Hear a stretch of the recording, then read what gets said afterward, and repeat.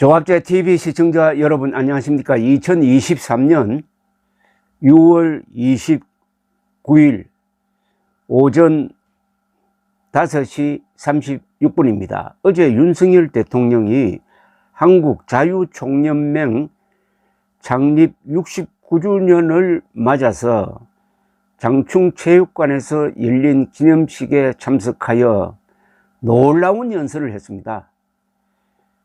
문재인 정권을 사실상 이적 세력, 반역 세력, 선동 세력, 문명 파괴 세력, 독재 세력이라고 규정을 했습니다. 문재인이란 단어만 쓰지 않았지 모든 표현이 문재인을 직격하는 연설을 했는데, 이 연설을 읽고 있으면은 결론이 뻔합니다. 그 결론은 뭐냐? 문재인을 구속 수사해야 된다는 결론입니다. 문재인이 반역을 저질렀다는 말을 한 겁니다. 대통령이 이 연설을 듣고 있으면 아마 전율이 올 것입니다.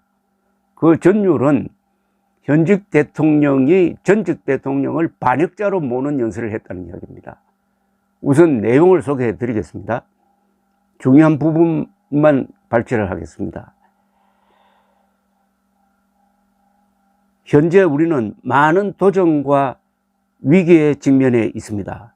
조직적으로, 지속적으로 허위 선동과 조작, 그리고 가짜 뉴스와 괴담으로 자유 대한민국을 흔들고 위협하며 국가 정체성을 부정하는 세력들이 너무나 많이 있습니다. 또 돈과 출세 때문에 이들과 한편이 되어서 반국가적 작태를 일삼는 사람들도 너무나 많습니다. 대한민국에 대한 확고한 신념과 뜨거운 사랑을 가진 여러분께서 이 나라를 지켜내야 합니다. 이를 위해 우리는 올바른 역사관, 책임 있는 국가관, 그리고 명확한 안보관을 가져야 합니다. 왜곡된 역사의식, 무책임한 국가관을 가진 반국가 세력들은 핵무장을 고도화하는 북한 공산 집단에 대하여 유엔 안보리 제재를 풀어달라고 읍소하고 유엔사를 해체하는 종전선언을 노래 부르고 다녔습니다. 바로 이 대목입니다. 요거 누구를 지칭하는 겁니까? 딱 문재인 아닙니까? 다시 한번 읽어드릴까요?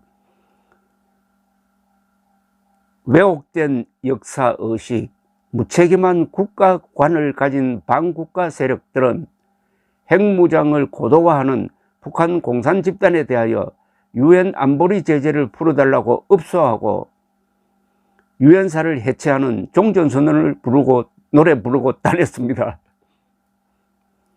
유엔 안보리 제재 풀어달라고 문재인이가 유럽에 가서 정상회담 할 때마다 이 이야기를 했다가 유럽의 한 주요 국가의 정상이 미국 측에 말하기를 우리가 힘을 합쳐서 한국을 핵무장한 북한으로부터 보호해 주기 위해서 대북 제재를 하는데 한국 대통령이 돌아다니면서 이런 말을 하니까 당신들 참 문재인 상대하는데 골치 아프겠다고 했다는 것 아닙니까? 그 다음 이어서 북한이 다시 침략해 오면은 유엔사와 그 전력이 자동적으로 작동되는 것을 막기 위한 종전선언 합창이었으며 우리를 침략하려는 적의 선의를 믿어야 한다는 허황된 가짜 평화 주장이었습니다. 이것도 문재인입니다. 문재인을 그냥 직격한 겁니다.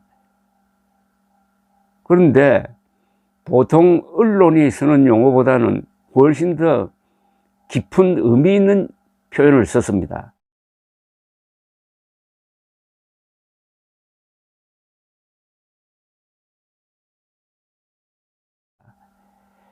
왜 종전선언을 하자고 했느냐? 북한이 남침하면은 유엔 사령부가 자동적으로 그것을 막기 위한 행동을 하게 되어 있는데 그것을 못하게 하도록 종전선언을 부르짖었다는 겁니다. 이 이적행위했다는 겁니다. 반역행위했다는 겁니다.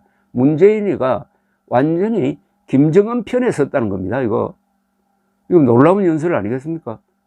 그 다음에는 어떤 조치를 취해야 됩니까? 아니, 지금 반역이 진행되고 있는데 그것을 목격한 국군 통수권자 윤석열 대통령은 문재인을 구속수사해야죠. 자유대한민국의 국가안보가 치명적으로 흔들린 상황이었습니다. 저는 대통령 취임 이후 북핵 위협과 도발을 억제하기 위해 한미동맹을 강화하고 한미동맹을 핵 기반으로 격상시켰습니다. 한미일 안보 공조를 튼튼히 하고 이를 위해 한일 관계를 신속하게 복원하고 정상화시켰습니다. 또한 전체주의가 아닌 자유민주주의의 보편적 가치를 공유한 국가들과의 강력한 연대를 구축하였습니다. 북한만 쳐다보고 중국으로부터 무시당한 우리의 외교는 국제규범을 존중하는 5대양 6대주의 모든 국가들과 긴밀히 협력하는 글로벌 중추 외교로 발돋움했습니다. 우리 국민과 우리의 기업이 진출하는 지구상의 모든 나라와 연대를 긴밀히 할 것입니다. 다만 우리의 글로벌 중추국가 비전은 국제규범과 질서를 존중해야 된다는 것을 전제로 하고 있습니다. 글로벌 중추국가 비전은 안보협력 토대의 강화, 수출과 기업의 해외 진출을 통한 경제 성장, 기후와 보건위기 등 글로벌 복합위기에 대한 공동 대응을 구현해 내기 위한 것입니다. 우리는 올바른 역사관, 책임있는 국가관, 명확한 안보관과 국제사회에서의 자유대한민국의 역할과 비전을 우리 자신이 제대로 알아야 될 뿐만 아니라 우리의 미래 세대에게 제대로 가르치고 전달할 책임이 있습니다. 즉,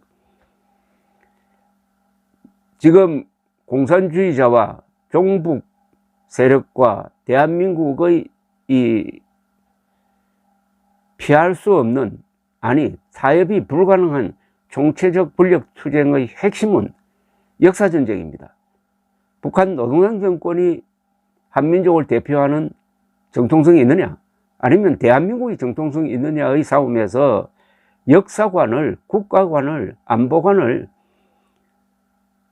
정확하게 후대에게 교육해야 된다는 이야기입니다. 남북 간 대결의 본질을 윤석열 대통령이 정확하게 파악하고 있다는 증거입니다. 그러려면 어떻게 해야 되느냐? 지금 국사 교과서 확 바꿔야 합니다. 자유대한민국을 무너뜨리려고 하거나 자유대한민국의 발전을 가로막으려는 세력들이 나라 도처에 조직과 세력을 구축하고 있습니다. 그러니까 이 반역이 일어났다는 겁니다. 현재 이것은 보수 진보의 문제가 아닙니다. 보수냐 진보냐 하는 것은 자유민주주의라는 바탕 위에 있는 것입니다. 그래서 이것은 보수 진보의 문제가 아니라 대한민국의, 자유대한민국의 정체성을 지켜야 하는 문제입니다. 이건 보수와 진보의 대결이 아니라 대한민국과 김일성 세력 사이의 대결이라는 것을 선언한 겁니다.